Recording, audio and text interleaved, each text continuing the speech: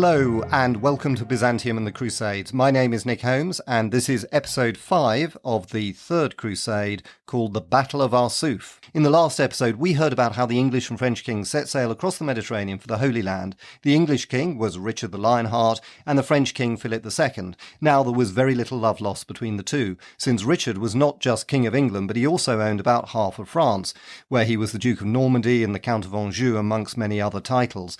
In the strange feudal system that existed at this time, Richard owed fealty to Philip as his feudal lord for his French possessions, but he certainly wasn't going to pay too much attention to that. Indeed, the two kings had to leave on crusade at the same time so that one of them wouldn't attack the other's lands while he was away. On top of that, Richard and Philip were very, very different types of people. Richard was an ostentatious adventurer and a bold and dashing soldier, while Philip was a rather introverted and clever politician and bureaucrat. Both men were intensely proud, so it clearly wasn't going to be the easiest of relationships when they arrived in the Holy Land. And the situation there was also pretty desperate. The Crusaders were holding out against Saladin's army in a number of heavily fortified coastal towns, from Antioch in the north to Tripoli and Tyre further south, and added to that, the Crusaders were also divided amongst themselves with two main leaders who were at loggerheads. There was Conrad of Montferrat, based in Tyre, refusing to acknowledge the rightful heir to the kingdom of Jerusalem, King Guy, although Jerusalem was of course now in Saladin's hands. King Guy was effectively a king without a kingdom and had decided to seize the Muslim-held port of Acre to make that his base, and he was besieging it with the main remaining Crusader army. However, Saladin had then moved his main army against King Guy so that the besiegers had become the besieged. The scene was now set for some of the most extraordinary events of the Crusades, and that's where we join the story in this episode. As before, I'll read extracts from my adapted version of Sir Stephen Runciman's brilliant History of the Crusades. Hope you enjoy it.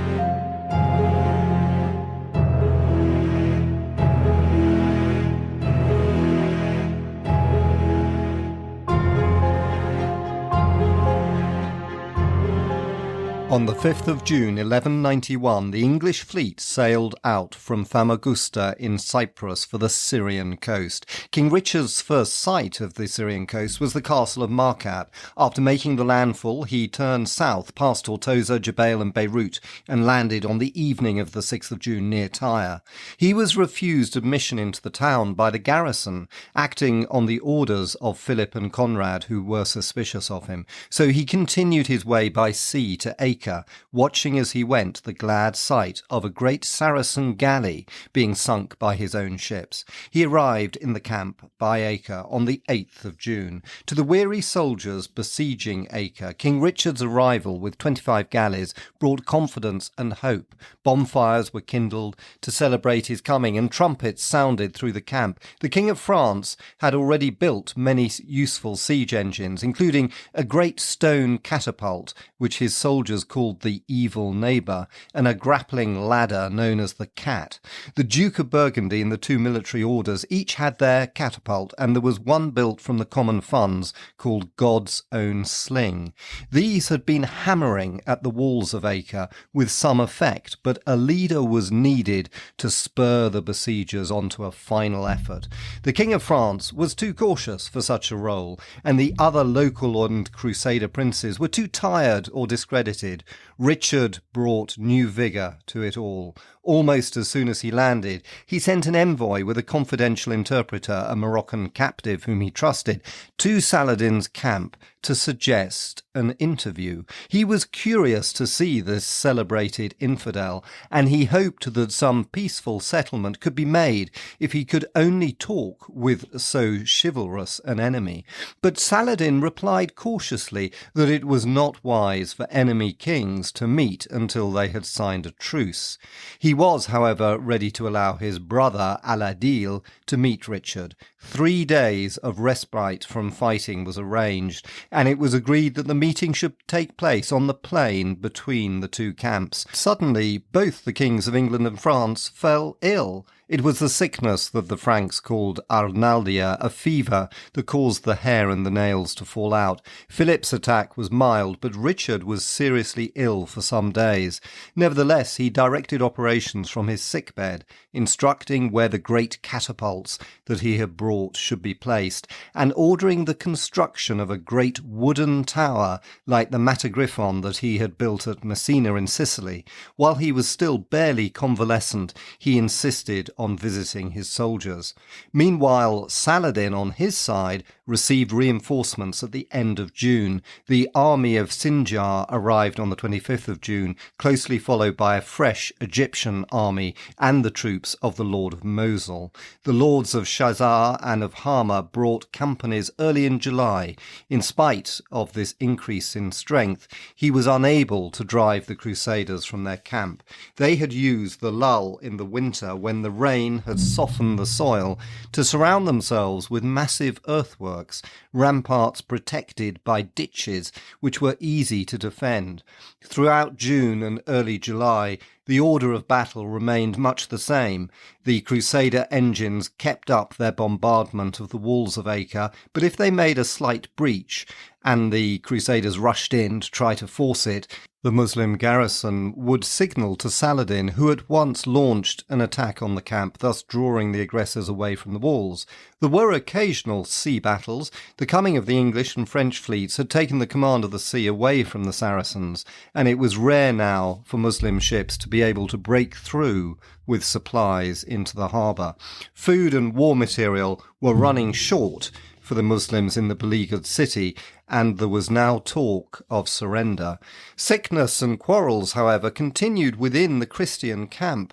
The patriarch Heraclius died, and there were intrigues over the election of a successor. The dispute over the crown was continued. Richard had taken up the cause of King Guy, while Philip supported Conrad.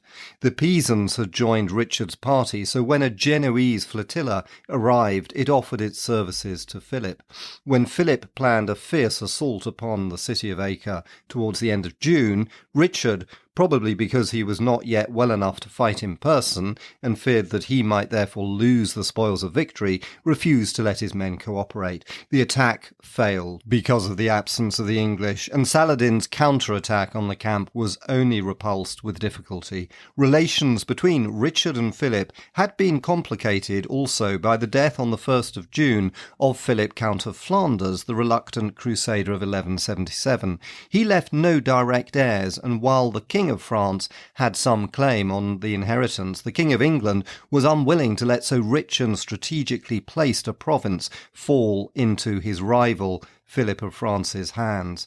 When Philip, citing the terms made at Messina, demanded half of the island of Cyprus from Richard, Richard countered by demanding half of Flanders. Neither side pursued the demand, but each side was left with a grievance. On the 3rd of July, after Saladin's nephew Taki had vainly tried to break through into the city, the French made a serious breach in the wall, but were forced to retire. 8 days later, the English and Pisans, using a moment when the other Crusaders were at dinner, tried their luck with the same initial success, but ultimate failure. But by this time, the Muslim garrison in Acre had decided to give up the struggle. They'd sent envoys to the Crusader camp on the 4th of July, but Richard rejected their proposals, though that same day his ambassadors visited Saladin, asking to be allowed to buy fruit and snow, hinting that they were ready to discuss peace terms. Saladin was shocked to hear that his men inside Acre had given up hope. He promised them immediate help, but he couldn't stir his army into making the great attack on the Christian camp that he'd planned for on the 5th of July. On the 7th of July, a swimmer brought him a last appeal from the city. Without aid, the Muslim garrison could hold out no longer. The battle on the 11th was the final effort of the besieged. Next day, they offered to surrender, and their terms were accepted. Acre was to be surrendered with all its contents, its ships, and its military stores. 200,000 gold pieces were to be paid to the Franks, with an extra 400 for Conrad in person. 1,500 Christian prisoners, with 100 prisoners of rank, to be specifically named, were to be liberated, and the true cross was to be restored. If this was done, the lives of the defenders would be spared. dead. A swimmer left the harbour to tell Saladin what was arranged, for it was for him to implement these clauses. Saladin was horrified as he sat in front of his tent composing an answer forbidding the garrison to submit to such terms. He saw the Frankish banners being unfurled already on the city towers. It was too late. His officers had made the treaty in his name, and as a man of honour, he abided by it. He moved his camp further from the city now that he could do nothing more to help it, and he steeled himself to receive the ambassadors of the victorious Crusaders. No sooner had the surrender been accepted than the Muslim garrison marched out of Acre.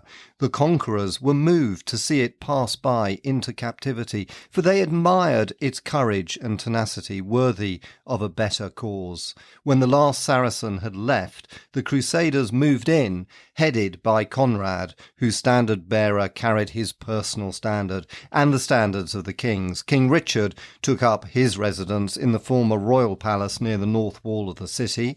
King Philip in the former establishment of the Templars on the sea near the tip of the peninsula. Then the Crusaders began to quarrel amongst themselves. The Duke of Austria, as head of the German army, claimed a position equal to the kings of France and England and set up his standard beside Richard's, only to see it taken down by the English and hurled into the ditch below. It was an insult that Leopold of Austria never forgave. When he returned home a few days later, it was with hatred for Richard. The Frankish merchants and nobles who had previously held property in Acre asked for their possessions to be returned. They were nearly all of them supporters of Conrad, and therefore appealed to King Philip when the visiting Crusaders tried to displace them. He insisted that their claims should be honoured. The first task to be done was to clean and reconsecrate all the churches of Acre. When this was done under the direction of the papal legate Adelard of Verona, the princes met together to settle finally the question of the kingship. After some debate, it was agreed that Guy should remain king until his death, when the crown would pass to Conrad and Isabella and their children. In the meantime, Conrad would be Lord of Tyre, Beirut and Sidon, and he and Guy would share the royal revenues. Having secured the future for Conrad, King Philip of France talked of going home. He had suffered from almost continuous illness since he came to the Holy Land. He'd done his Christian duty in helping to reconquer Acre, and he would leave the Duke of Burgundy and the larger portion of the French army behind him. Richard, in vain, pressed for a joint declaration that the two kings would remain for 3 years in the east. But the most that Philip would promise was that he wouldn't attack Richard's French territories until Richard came home, a promise that was not entirely kept. Then on the 31st of July, he left Acre for Tyre, accompanied by Conrad, who said that he must see to his lands there, but who in reality didn't wish to serve in an army that was to be dominated by King Richard. 3 days later, King Philip set sail from Tyre for Brindisi in Italy. Philip's departure was regarded by the English as a cowardly and treacherous desertion, but it seems that his health was genuinely bad, and there were problems at home, such as the Flanders inheritance, for whose solution he was personally responsible. He also suspected that Richard was actually plotting against him and that his life was in danger. A curious story went around that when he was lying very ill, Richard came to see him and told him falsely that his only son Louis was dead, either as a piece of buffoonery or in the sinister hope that the shock would prove too much for him. There were many in the Crusader army ready to sympathise with Philip. Though Richard commanded the devotion of his own men and the admiration of the Muslims, to the barons of the Frankish East, the King of France was the monarch who they most respected and who they felt understood their needs. With Philip gone, Richard took full command of the army and of the negotiations with Saladin. The Sultan agreed to abide by the treaty made by his officers at Acre. While the Crusaders set about rebuilding and strengthening the walls of Acre, Saladin began to collect the prisoners and the money demanded from him. On the 2nd of August, Christian officers visited his camp, bearing Richard's consent to his suggestion that the payment should be made and the prisoners returned in 3 monthly instalments. The Muslim prisoners would be liberated after the first instalment had been paid. The visitors were shown the Holy Cross, which Saladin had kept with him, and paid it reverence. On the 11th of August, the first instalment of men in money was sent down to the Christian camp, and Richard's ambassadors returned to say that the figures were correct, except that the prisoners of rank specifically named had not not all been handed over. For that reason, they wouldn't free the Sultan's soldiers captured at Acre. Saladin requested them to accept the instalment with hostages for the missing lords, but the ambassadors rejected this. They demanded the instalment and only offered to give a pledge about the Saracen prisoners. Saladin, distrusting their word, refused to give anything unless his men were released. Richard was now eager to leave Acre and march on Jerusalem. The Saracen prisoners were an irritation and embarrassment to him, so he was glad of an excuse to rid himself of them.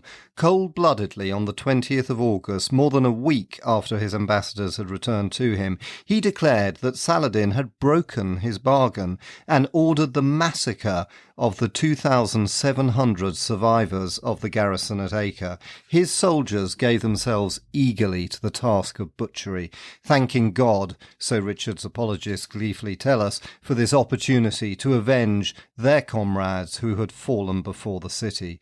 The prisoners' wives and children were killed at their side.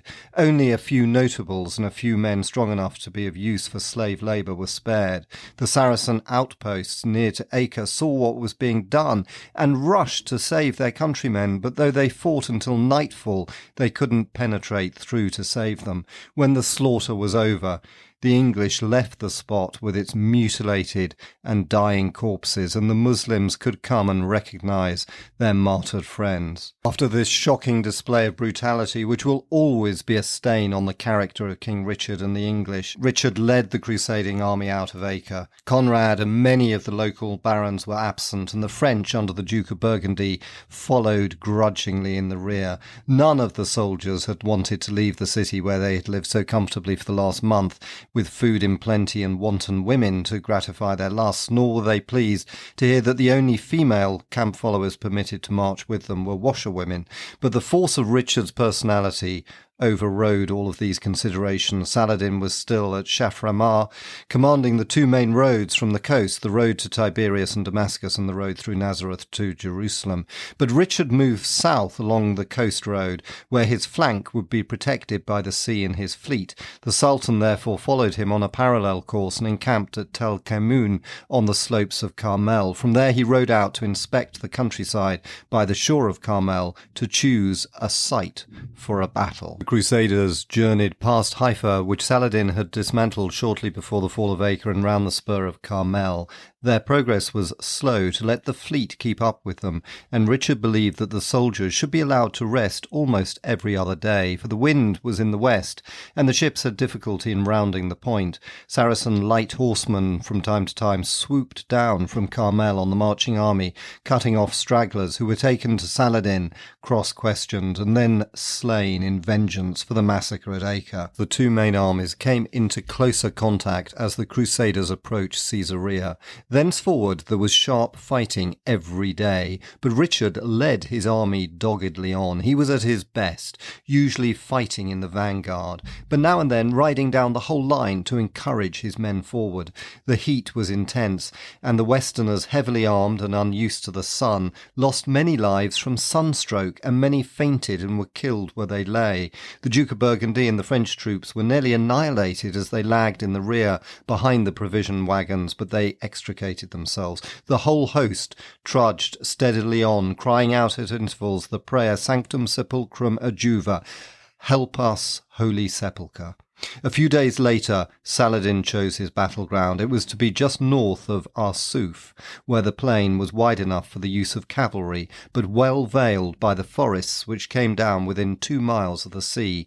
On the 5th of September, Richard asked for a parley and met the Sultan's brother Al-Adil under a flag of truce. But, weary though he was of fighting, he demanded nothing less than the cession of all of Palestine. Al-Adil at once broke off the negotiations.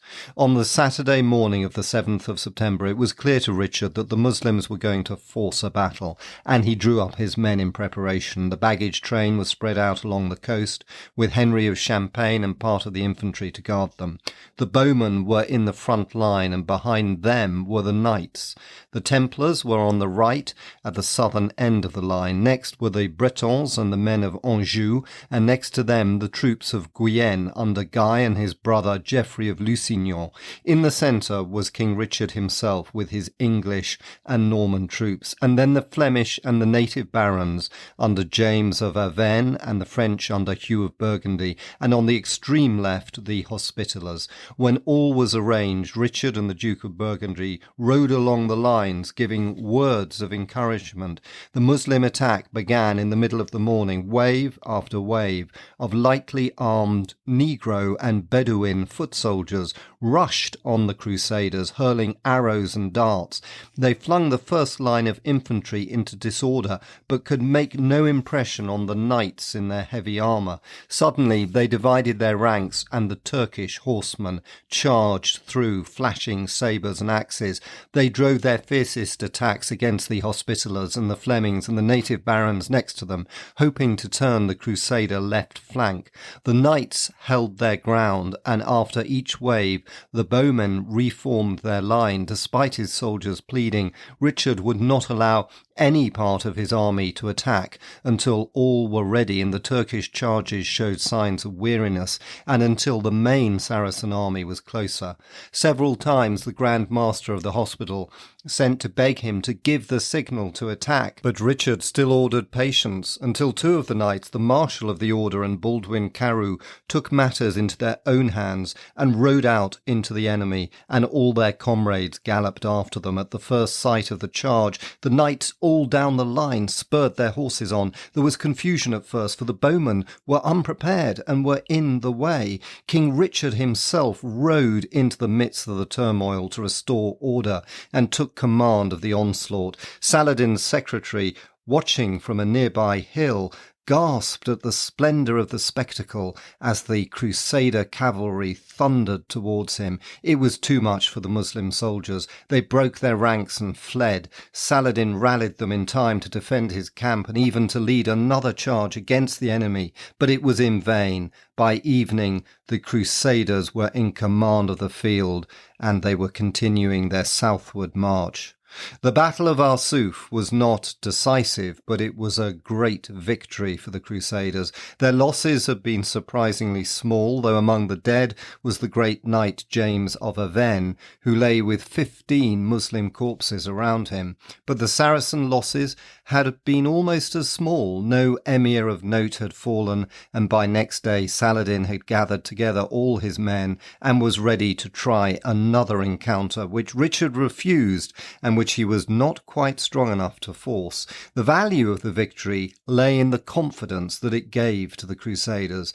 It was the first great open battle since Hattin, and it showed that Saladin could be defeated.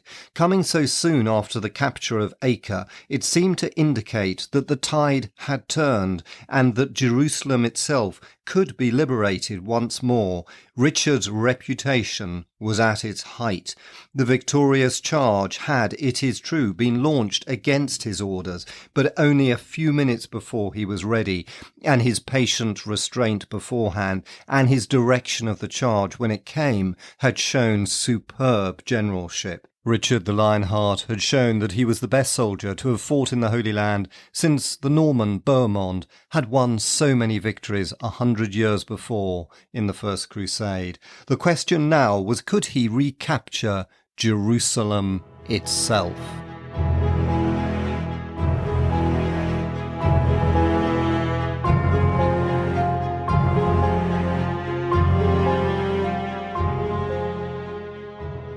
And that ends this episode. Hope you enjoyed it. As always, I'd be hugely grateful if you left any ratings. And if you feel like leaving a review on Apple Podcasts, I'll gladly send you a copy of my book, The Byzantine World War, about the First Crusade. Just email me on byzantiumandthecrusades@gmail.com. Thank you so much. And in the next episode, we'll hear what happened when Richard the Lionheart advanced towards Jerusalem.